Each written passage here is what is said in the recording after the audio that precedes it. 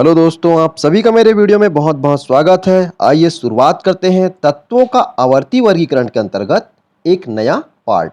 इस नए पार्ट में हम आज देखेंगे मेंडलीफ के वर्गीकरण के बारे में। तो मेंडलीफ ने किस प्रकार से एक आवर्त सारणी दिया, उसके बाद हम मोसले के बारे में पढ़ेंगे। तो वीडियो में आप बने रहिए। तो देखिए दोस्तों किस प्रकार से तो मेंडलीफ ने तत्वों का वर्गीकरण का मुख्य श्रेय जो है जाता है रसायनज्ञ डामित्री इवानोविच मेंडलीफ। ये उनका पूरा नाम था, जिसको हम शॉर्ट फॉर्म में हम बोलेंगे मेंडलीफ का ही नाम जिक्र करेंगे। और ये 1834 से लेकर के 1907 तक अपनी खोजों में, अपने प्रयासों में उन्होंने देखा और तत्वों को उनके परमाणु भार के हिसाब से जमाते गया और उसे जो है मेंडलीफ का आवर्त सारणी के नाम से जाना गया, जिसमें उन्होंने कुछ रासायनिक गुण और भौतिक गुण जो है ना, उनको उन्होंने परमाणु भार के हिसाब से देखा गया। तो उनका आवर्त सारणी किस हिसाब से है? उनका आवर्त सारणी जो है परमाणु भार के हिसाब से जमा हुआ है। और उस समय लगभग 63 तत्व ही ज्ञात थे। मेंडलीफ के समय कितने तत्व ज्ञात थे? 63 तत्व ही ज्ञात थे। साथ ही मेंडलीफ ने एक और महत्वपूर्ण सिद्धांत दिए। उन्होंने पेट्रोलियम की उत्पत्ति के लिए एक सिद्धांत भी प्रतिपादित किया है। इस वजह से भी मेंडलीफ को जाना जाता है। ध्यान रखिएगा, कभी एग्जाम में आया तो इस चीज को जो है आप उत्तर आप दे सकते हैं। देख लेते हैं कि मेंडलीफ के आवर्त सारणी में क्या उपलब्धियां बताई गई जो महत्वपूर्ण है, जिस चीज की जानकारी जो है आपको होनी चाहिए। तो तत्वों के अध्ययन में सहायक। तो मेंडलीफ का जो आवर्त सारणी है ना, वो तत्वों के अध्ययन में सहायक सिद्ध हुआ। अध्ययन में सहायक सिद्ध हुआ क्योंकि देखिए, जैसे ही मेंडलीफ ने तत्व के बारे में खोजा तो आगे जो है और से बहुत से अलग प्रकार के तत्व हो सकते हैं, इसको जानने की जो है बहुत से वैज्ञानिकों के मन में इच्छा जागृत हुई, है ना। इसी प्रकार से और अन्य तत्वों की भी खोज हुई। दूसरा पॉइंट, नए तत्वों की खोज में सहायक। नए तत्व जो है खोजे गए। तो नए तत्व जो है खोजे गए तो बताया जाता है मेंडलीफ ने नया तत्व खोजा, उसमें उन्होंने स्कैंडियम, गैलियम, जर्मेनियम, ये सब खोजा गया। उनको उन्होंने नाम दिया एका उपसर्ग के नाम से बताया। जो शब्द जो आया ना 63 के बाद, उनको क्या क्या नाम दिया गया? तो एक तो स्कैंडियम है, गैलियम, जर्मेनियम, है ना। तो उसी को जो है उन्होंने एका, तो बताया जाता है एका बोरॉन, एका एल्यूमिनियम, एका सिलिकॉन कहा गया। अब एक तीसरा है संदिग्ध परमाणु भार में सुधार। संदिग्ध परमाणु भार मतलब बहुत सारे ऐसे तत्व थे जिनके परमाणु भार जो है ज्ञात नहीं था सही तरीके से, तो उनके परमाणु भार में भी सुधार आया। अब चौथा पॉइंट है अक्रिय गैसों को स्थान। देखिए दोस्तों, लेकिन मेंडलीफ के समय जो है ना, अक्रिय गैस का खोज हुआ ही नहीं था।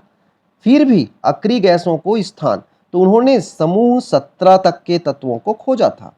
कितने तक के? 17 तक के तत्वों को। परंतु अक्रिय गैस को जो है 18वें समूह में रखा गया है। तो आसानी से 17 के बाद 18वें समूह को जोड़ दिया गया।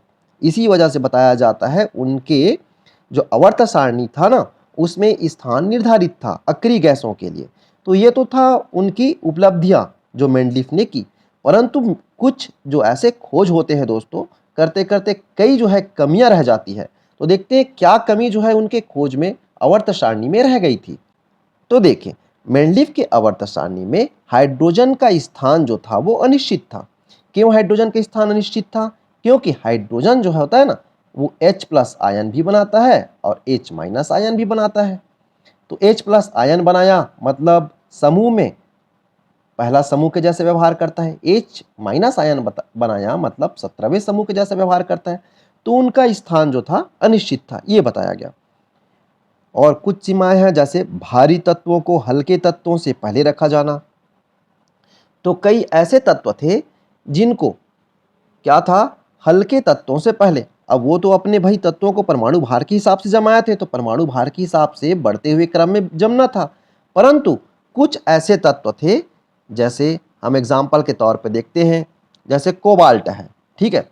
तो कोबाल्ट जो था, कोबाल्ट का परमाणु भार होता है 58.9। और निकेल निकेल का परमाणु भार होता है 58.7, ठीक है। परंतु क्या किया गया, 58.7 को पहले रखा गया। इस प्रकार से कुछ गलतियां जो है उनमें देखने को मिली। आइए देखते हैं तीसरा पॉइंट, समस्थानिकों को अलग अलग स्थान नहीं दिया जाना। तो समस्थानिक क्या होते हैं, जिनके परमाणु क्रमांक तो समान होते हैं परंतु परमाणु भार जो है क्या होता है, भिन्न होता है।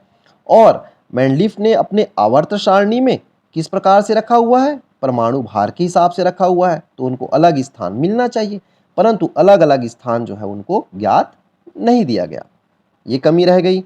एक है, एक तत्व से दूसरे तत्वों की ओर बढ़ने पर परमाणु भार नियमित रूप से नहीं बढ़ना। अब देखिए कुछ कमियां पाई गई, इसी वजह से नियमित रूप से नहीं बढ़ पाया। तो ये कमी जो है मेंडलीफ के आवर्त सारणी में रखाया हुआ था, देखा गया। उसके बाद दोस्तों देखेंगे हम एक और वैज्ञानिक आए, मोसले। तो मोसले ने किस प्रकार से अपना नियम दिया है, आइए देखते हैं। तो मोसले का आधुनिक आवर्त नियम। तो मोसले ने अपने आवर्त नियम में, तो मोसले का जो है एक ब्रिटिश वैज्ञानिक हेनरी मोसले, ठीक है। तो हेनरी मोसले उनका पूरा नाम था, जो 1887 से 1915 तक एक्सरे स्पेक्ट्रम का अध्ययन किया। तत्वों का एक्सरे स्पेक्ट्रम थे और तत्वों के परमाणु क्रमांक एवं एक्सरे तरंग के लंबाई के बीच संबंध देखा। उन्होंने क्या देखा, इस एक्सरे स्पेक्ट्रम के अध्ययन करने के बाद उन्होंने देखा परमाणु क्रमांक और एक्सरे जो स्पेक्ट्रम जो बना ना तरंग, उनके लंबाई के बीच जो है उन्होंने संबंध देखा कि अलग अलग तत्वों का जो है लंबाई भिन्न भिन्न है। देखिए अगला देखते हैं, जिसे परमाणु संख्या कहा गया। बाद में जो संबंध देखा उन्होंने और उसे परमाणु संख्या कहा गया।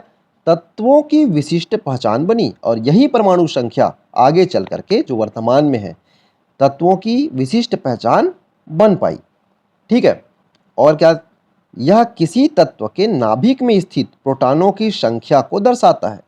तो जो परमाणु संख्या है ना, वो क्या चीज को दर्शाता है, नाभिक में स्थित परमाणु मतलब प्रोटॉनों की संख्या को। तत्वों के भौतिक एवं रासायनिक गुण उनकी परमाणु संख्या के आवर्ती फलन होते हैं। किस प्रकार से बताया गया उन्होंने, मोसले ने, तो तत्वों के भौतिक एवं रासायनिक गुण उनके परमाणु संख्या के आवर्ती फलन होते हैं। तो ये बहुत ज़्यादा इंपॉर्टेंट चीज़ जो है जिनको आप आसानी से जान सकते हैं। अब आइए देखते हैं आगे, आधुनिक आवर्त सारणी। जो वर्तमान में हम आवर्त सारणी पढ़ते हैं ना, उसे ही आधुनिक आवर्त सारणी कहा जाता है। तो देखिए दोस्तों, वैज्ञानिक हैं बोर। बोर ने मोसले के नियम के अनुसार तत्वों को बढ़ती हुई परमाणु संख्या के आधार पर एक सारणी दिया, जिसे बोर का आवर्त सारणी कहते हैं। तो बोर ने बनाया हुआ है वर्तमान का आधुनिक आवर्त सारणी, परंतु हम मोसले के आवर्त सारणी के नाम से जानते हैं क्योंकि बहुत ज़्यादा मेहनत इस पर मोसले ने किया है और जिसमें 92 तत्व थे और वर्तमान में 118 तत्व मौजूद हैं। अब आइए देखते हैं आधुनिक आवर्त सारणी के बारे में।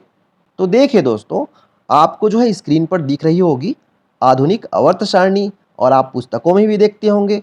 यही आवर्त सारणी जो है आधुनिक आवर्त सारणी कहलाता है, जो इस प्रकार से आपको जमा हुआ दिखता होगा, जिस पे आप देखेंगे ऊपर के ये समूह जो है एस ब्लॉक कहलाते हैं और ये जितने आते हैं ना, ये सब के सब पी ब्लॉक कहलाते हैं। उसी प्रकार यहाँ से ये सभी के सभी डी ब्लॉक कहलाते हैं और नीचे आपको दिखाई दे रहा होगा ये सभी के सभी एक एफ ब्लॉक कहलाते हैं दोस्तों, ठीक है। ये जो है पहला, ये कहलाता है समूह एक, ठीक है। उसके बाद जो पहला है ना, ये कहलाता है समूह, ये कहलाता है दूसरा समूह, ये तीसरा, चौथा, नंबर लिखा हुआ है आप आसानी से देख सकते हैं। तो ये सभी के सभी समूह जो है सामान्य तत्व कहलाते हैं। और समूह 3 से आप इस जगह देखेंगे, इस जगह से समूह 12 तक के संक्रमण तत्व कहलाते हैं। क्या कहलाते हैं, संक्रमण तत्व के नाम से जाना जाता है। उसी प्रकार से एफ ब्लॉक को आप देखेंगे ना, जितने भी एफ ब्लॉक के अंतर्गत आने वाले हैं वो सभी के सभी रेडियो एक्टिव तत्व के नाम से जाने जाते हैं। और देखिए किस प्रकार से ये जमे हुए हैं। तो दोस्तों जब हम ऊपर से नीचे आते हैं, जैसे ये मैंने 3 लाइन बना लिया है, आपको समझ आ जाएगा। जैसे ऊपर से नीचे डायरेक्ट सीधा ऊपर से हम नीचे आ रहे हैं, तो ये कहलाता है समूह, है ना। एक एक लाइन जो है आपको दिखाई दे रहा होगा इसमें, तो पूरे का पूरे क्या कहलाता है, ये पूरे का पूरे कहलाता है समूह। उसी प्रकार से जब हम इधर से, है ना, यहाँ से बाएं से दाईं ओर जाते हैं ना, तो वो कहलाता है आवर्त। देखिए दोस्तों, 1 नंबर में जो आपको दिखाई दे रहा होगा, जिसे हम लोग क्षारीय धातु के नाम से जानते हैं। उसी प्रकार से 2 नंबर जो है वो क्षारीय मृदा धातु कहलाता है। ध्यान से सुनेंगे। उसी प्रकार से आप देखेंगे यहाँ पास आपको दिखाई दे रहा होगा, ये जो लेंथेनम के बाद जितने आने वाले हैं ना, वो सभी के सभी तत्व लेंथेनाइट तत्व कहलाते हैं। उसी प्रकार से एक्टिनियम के बाद आने वाले हैं सभी के सभी, सब के सब जो है एक्टेनॉइड्स कहलाते हैं। तो आपको ध्यान देना पड़ेगा, इस जगह आपको दिखाई दे रहा होगा, इस जगह जो है लेंथेनम है, और यहीं से जितने आते हैं वो सब के सब क्या कहलाते हैं, लेंथेनॉइड्स कहलाते हैं। यहाँ पास एक्टिनियम है, यहाँ से जितने आते हैं वो सब के सब क्या कहलाते हैं, एक्टिनॉइड्स कहलाते हैं। ठीक है। इस प्रकार से आवर्त सारणी में सभी तत्व मौजूद होते हैं।